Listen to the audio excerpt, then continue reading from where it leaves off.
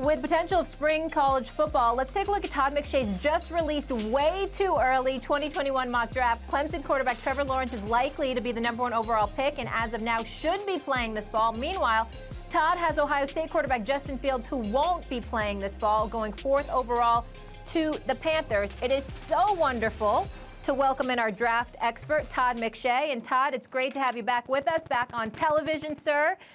So thank you so much for the time. Let's get right after it. You know where I'm going to start with these conferences.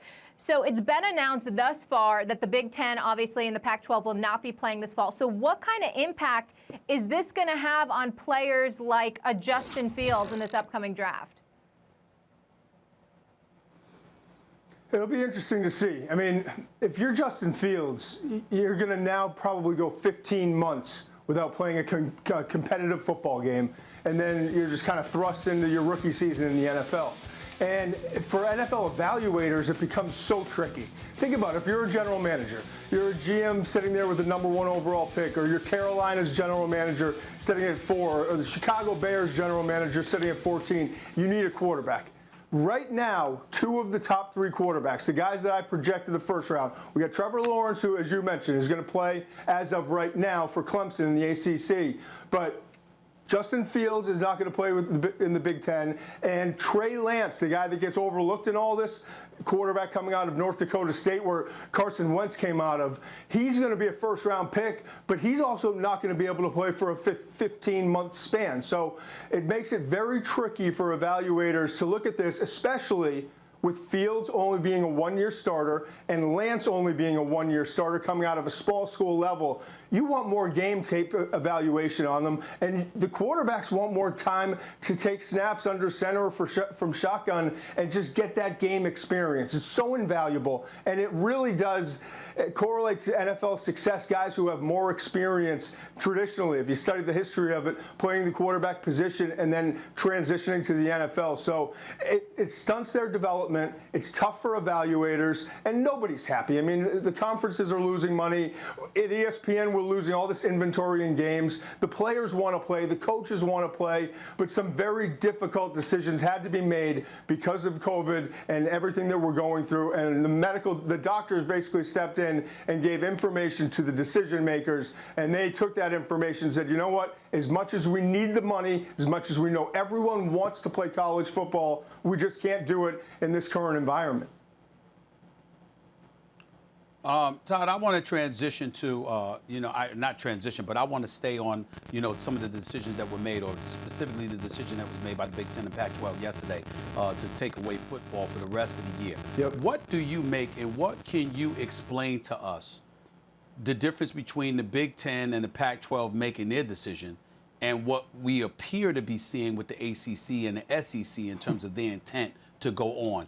How can you explain that to the average viewer out there that was looking forward to college football, and you got 2 conferences at least that's saying we plan on moving full steam ahead, while 2 others have said we're canceling the season? And I'm talking about of the Big 5, like revenue-generating conferences. Right. Explain that. Yeah, Stephen, it's hard to explain because there's no governing body. I mean, there is the NCAA, but each conference makes its own decisions. And I think more so than ever, we're seeing where the lack of leadership. Now, each conference has its leadership, but there's no one making a decision like you see in the NFL or the NBA, where the league offices are making decisions that, hey, we're going to play.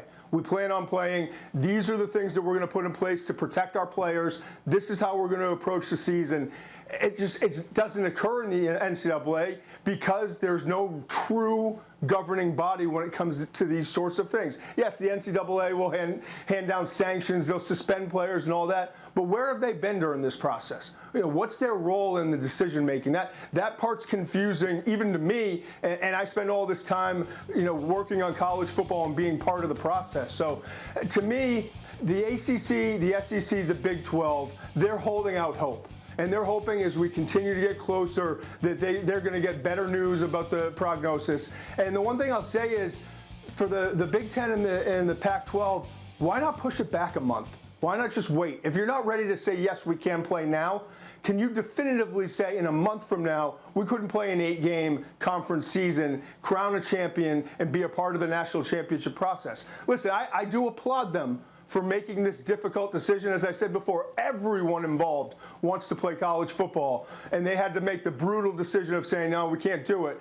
But what's the harm in waiting just another month or so and seeing if we can put together a condensed schedule to have all 5 power conferences, if you will, involved in this process?